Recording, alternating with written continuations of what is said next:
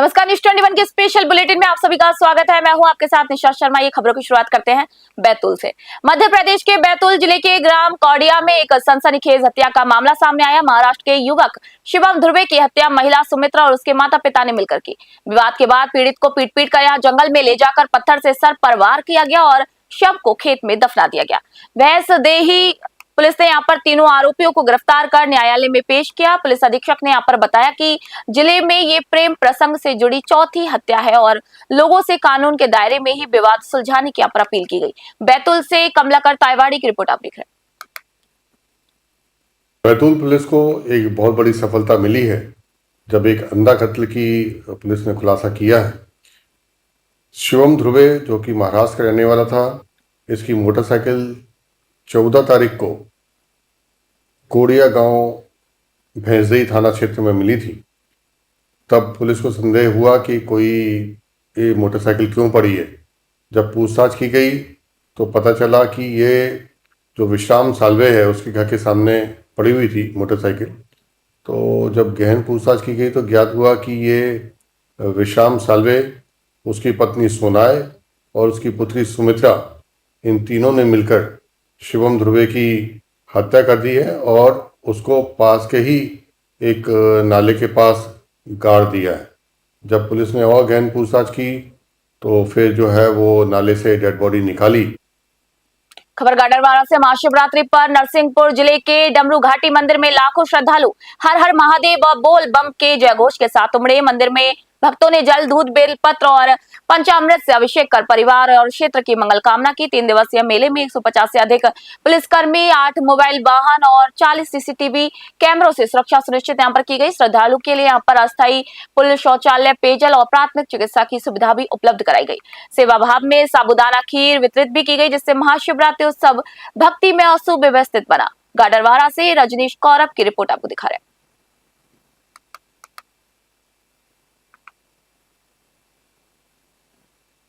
Police ने इस संबंध में तैयारी की थी और बहुत 3 जगह से डायवर्सन प्लान किए थे। साथ ही पार्किंग के लिए हमने 3 स्थान निश्चित किए थे और वो पार्किंग स्थान डायवर्सन लगातार शानदार तरीके से चले हैं। पुलिस अधीक्षक महोदय के निर्देश पर आज किया रहा है और मेरे ख्याल से किसी को कोई परेशानी इस संबंध में नहीं हुई। लगातार ट्रैफिक सुचारू रूप से चलता है। लगभग कितने वाहनों का आवागमन हुआ होगा सर मेले में? लगभग मोटरसाइकिलें जो है 10 से 20 हज़ार मोटरसाइकिल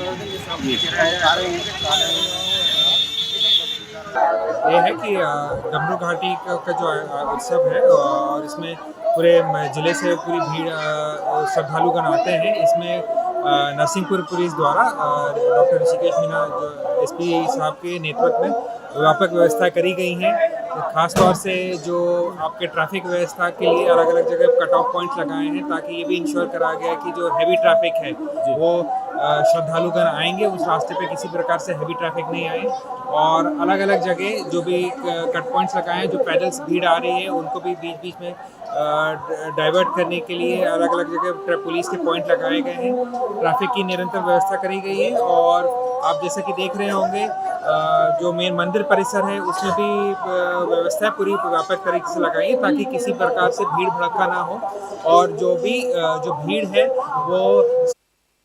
शिवपुरी के करेरा में अधिवक्ता संजय सक्सेना की दिन दहाड़े गोली मारकर हत्या ने मध्य प्रदेश के वकीलों को झकझोर दिया। गाडरवारा में सोमवार को अधिवक्ताओं ने न्यायालयीन कार्य का बहिष्कार कर सरकार को चेतावनी दी। अधिवक्ताओं ने यहाँ पर ज्ञापन देकर आरोपियों की शीघ्र गिरफ्तारी, निष्पक्ष जांच और एडवोकेट प्रोटेक्शन एक्ट लागू करने की मांग की। उन्होंने कहा कि न्यायालय परिसरों और अधिवक्ताओं के आवागमन स्थलों पर सुरक्षा मजबूत न की गई तो प्रदेश व्यापी आंदोलन और भी उग्र होगा। गाडरवारा से रजनीश कौरव की रिपोर्ट आप देख रहे हैं।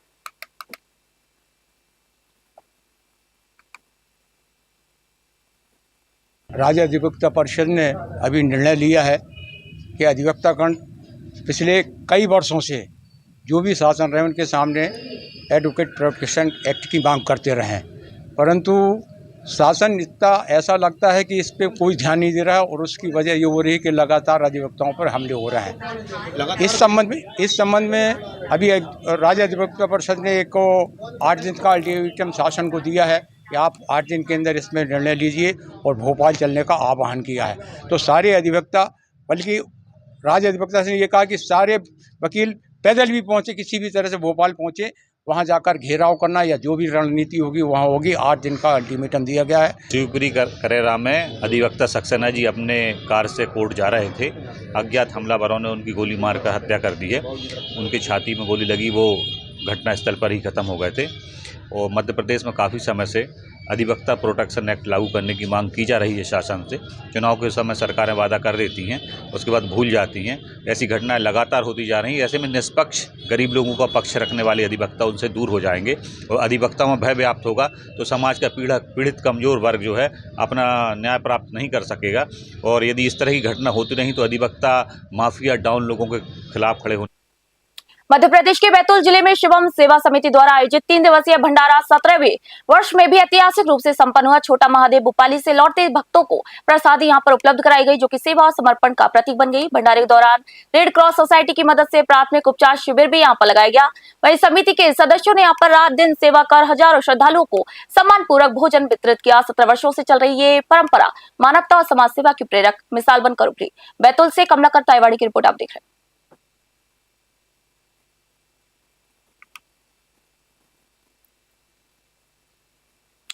खबर आपको बता रहे मध्य प्रदेश से। मध्य प्रदेश शासन संस्कृति विभाग एवं जिला प्रशासन रायसेन के सहयोग से यहां पर भोजपुर मंदिर परिसर में महाशिवरात्रि पर 3 दिवसीय महादेव महोत्सव का आयोजन किया गया। दूसरे दिवस पर नृत्य, संगीत और लोक परंपराओं की छटा यहां पर बिखरी, जिसमें बड़ी संख्या में श्रद्धालु मौजूद रहे। वकेली, लोक गायन और कथक नृत्य और शिव स्तुति संगीत की यहां पर प्रस्तुतियों में भक्तिमय वातावरण तैयार किया गया। कलाकारों का स्वागत उप संचालक डॉक्टर पूजा शुक्ला और महंत पवनगिरी महाराज ने यहाँ पर पुष्प गुच्छ भेंट कर किया। यहाँ पर आपको बता दें कि श्रोताओं ने भक्ति और सांस्कृतिक आनंद में डूबकर महोत्सव का समापन भी किया। रायसेन से मनीष रघुवंशी की रिपोर्ट आप देख रहे हैं।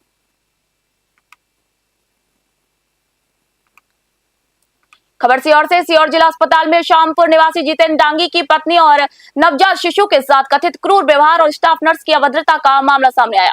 परिजन का यहां पर आरोप है कि नर्स ने महिला के टांके तोड़ दिए और निजी अस्पताल में भर्ती कराना पड़ा। घटना की जानकारी मिलने पर पत्रकारों ने सिविल सर्जन के कक्ष में नारेबाजी की और गेट पर धरना दिया। मुख्य चिकित्सा अधिकारी डॉक्टर सुधीर डहरिया ने यहां पर जांच के आदेश दिए और दोषियों पर कार्रवाई का भी आश्वासन दिया, जिसके बाद यहां पर धरना समाप्त हुआ है। सीहोर से रामनिवास यादव की रिपोर्ट आप देख रहे हैं।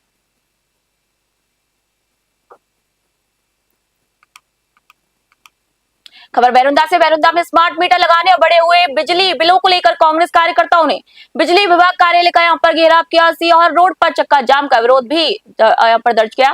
वही कांग्रेस नेताओं ने यहां पर अधिकारियों को ज्ञापन सौंपते हुए ये कहा कि उपभोक्ताओं की सहमति के बिना स्मार्ट मीटर न लगाए जाए और जिन घरों में भी अधिक बिल आए हैं उनकी जांच 1 सप्ताह में की जाए। वही आपको बता दें कि बैरुंदा ब्लॉक कांग्रेस अध्यक्ष सुनील गोलिया ने यहाँ पर कहा कि करीब 30% घरों में स्मार्ट मीटर लगाए जा चुके हैं। बैरुंदा से रामनिवास यादव की रिपोर्ट आप देख रहे हैं। कांग्रेस ने आज स्मार्ट मीटर लगाने के विरोध में ज्ञापन दिया है।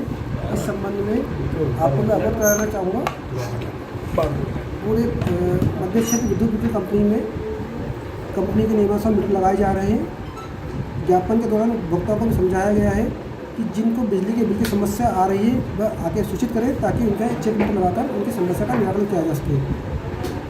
स्मार्ट मीटर के संबंध में मैं आपको एक बात बताना चाहूँगा। स्मार्ट मीटर के लगने से आपके 24 घंटे की बिजली को 4 खंड में नापा जाता है, इसका फ़ायदा यह मिलता है कि जो बिजली आप सवेरे दिन में 9 से शाम को 5 बजे तक चलाते हैं उस पर 20% की छूट मिलती है, क्योंकि देश में अभी सोलर का उत्पादन बहुत अच्छा हो रहा है। इसकी नसरुल्लागंज नगर में जिस तरह से गरीबों के ऊपर अत्याचार कर रही है विद्युत विभाग, स्मार्ट मीटर लगाकर बगैर अनुमति के स्मार्ट मीटर लगाए जा रहे हैं। लगभग हर 30% लोगों के यहाँ विद्युत विभाग ने स्मार्ट मीटर लगा दिया। आपने भी देखा होगा, लोग बता रहे हैं। जैसे ही कांग्रेस पार्टी को जानकारी लगी, हमको जानकारी लगी, हमने सभी कांग्रेसियों ने आज पैदल मार्च कांग्रेस कार्यालय से यहाँ तक आए और विद्युत विभाग का घेराव किया।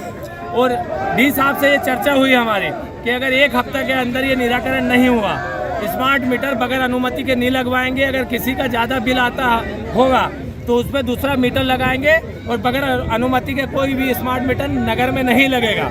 और अगर लगेगा तो कांग्रेस पूरे क्षेत्र में नहीं लगेगा। कांग्रेस का एक कार्यकर्ता जिस तरह 16 फरवरी को छिंदवाड़ा में दादाजी धूनी वाले दरबार से निकली टी राजा सिंह की रैली में जनसैलाब उमड़ पड़ा। शहर भर में उत्साह का आया माहौल देखने को मिला। आपको बता दें कि चमत्कारी केसरी नंदन हनुमान मंदिर के पुजारी अनिल मालवी और समिति सदस्यों ने यहाँ पर टी राजा सिंह का गदा, फूलमाला, श्रीफल, शाल और हनुमान जी का छाया चित्र भेंट कर उनका स्वागत किया। रैली के दौरान फूलों की वर्षा और जय घोष से पूरा क्षेत्र गुंजायमान रहा। बड़ी संख्या में लोग यहाँ पर रैली को सफल बनाने के लिए भी मौजूद रहे। छिंदवाड़ा से मनीष इंगोली की रिपोर्ट आप देख रहे हैं। खबर बैतूल से। बैतूल जिले के चिचौली तहसील स्थित मर्ददेव बाबा धाम में 8 से 19 फरवरी तक चल रहे महाशिवरात्रि मेले में श्रद्धालुओं की भारी भीड़ उमड़ रही है। सुबह से देर रात तक भगवान शिव के जयकारों से पूरा परिसर गुंजायमान रहा। दुल्हारा, बिगबा सहित कई गांवों के सहयोग से आयोजित इस मेले में कबड्डी, कुश्ती, डंडा और पट प्रतियोगिताओं ने युवाओं में उत्साह बढ़ दिया। भक्ति, परंपरा और खेल संस्कृति के संगम ने आयोजन को और भी भव्य रूप दे दिया। बैतूल से कमलाकर ताइवाड़ी की रिपोर्ट आप देख रहे हैं।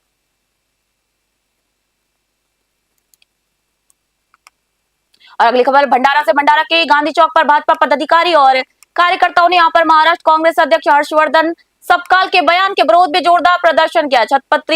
छत्रपति शिवाजी महाराज की तुलना यहां पर टीपू सुल्तान से किए जाने पर कार्यकर्ताओं ने मुर्दाबाद के नारे लगाए और प्रतीकात्मक प्रतिकृति का भी विरोध जताया। भाजपा नेताओं ने इसे महापुरुषों का अपमान बताते हुए सार्वजनिक माफी मांगने की भी मांग की और चेतावनी दी है कि माफी न मिलने पर आंदोलन तेज किया जाएगा। भंडारा से हंसराज की रिपोर्ट आप देख रहे हैं।